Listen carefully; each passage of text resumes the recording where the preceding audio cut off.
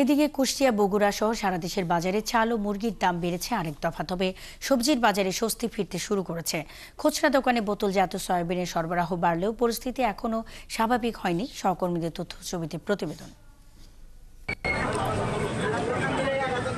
কুমিল্লার বাজারে মাছের দাম নতুন করে না বাড়লেও বেড়েছে মুরগির দাম।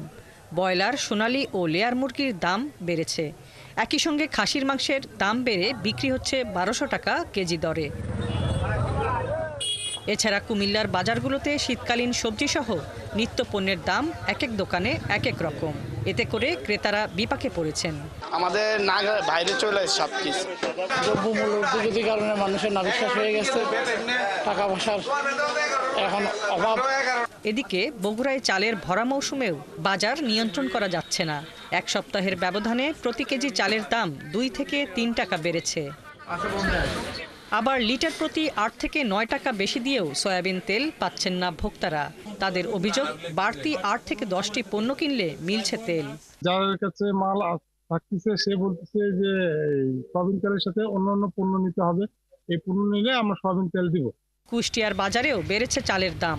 খাজানগর মোকামে ৪ দিনের ব্যবধানে মিনিকেট চালের দাম কেজিতে ৪ টাকা বেড়েছে। সবজির দাম কেজিতে কমেছে ১০ টাকা। সবজির বাজারে আলু, ফুলকপি, বেগুন সহ সবজির দাম কেজিতে কমেছে ১০ টাকা। আগের থেকে একটু স্থিতিশীল সবজির বাজার। অন্যান্য জিনিস তো যাই থাক, চালটা কেনাও মানুষের পক্ষে সম্ভব না। বাজারে গেলে পরে ঊর্ধ্বগতি দাম বলছে, তেল নাই, তেল আসতে পারছে না, আমদানি নেই। ফরিদপুরের বাজারেও কমতে শুরু করেছে সবজির দাম। হাজী শরীয়তুল্লাহ বাজার ঘুরে দেখা গেছে এক সপ্তাহের ব্যবধানে বিভিন্ন ধরনের সবজির দাম প্রতি কেজিতে ১৫ থেকে ২০ টাকা পর্যন্ত কমেছে। মানিকগঞ্জে সবজির উৎপাদন ও সরবরাহ বাড়ায় বাজারে ১০ থেকে ২০ টাকা পর্যন্ত কমেছে সব ধরনের সবজির দাম। লাউ আগে ছিল গত সপ্তাহে আপনি ৭০, ৮০, ৯০ টাকা পিস, এই সপ্তাহে আপনার মনে হয় যে এখন ৫০-৬০ টাকা পিস। ফুলকপি বেচতাম ৬০ টাকা কেজি, এখন ফুলকপি ৩০ টাকা কেজি। এদিকে পটুয়াখালীতে দ্রব্যমূল্য নিয়ন্ত্রণে উপজেলা প্রশাসনের উদ্যোগে আয়োজিত কৃষক বাজারে শাকসবজির পাশাপাশি শুক্রবার থেকে বিক্রি শুরু হয়েছে মাছ, মাংস, ডিম ও চাল।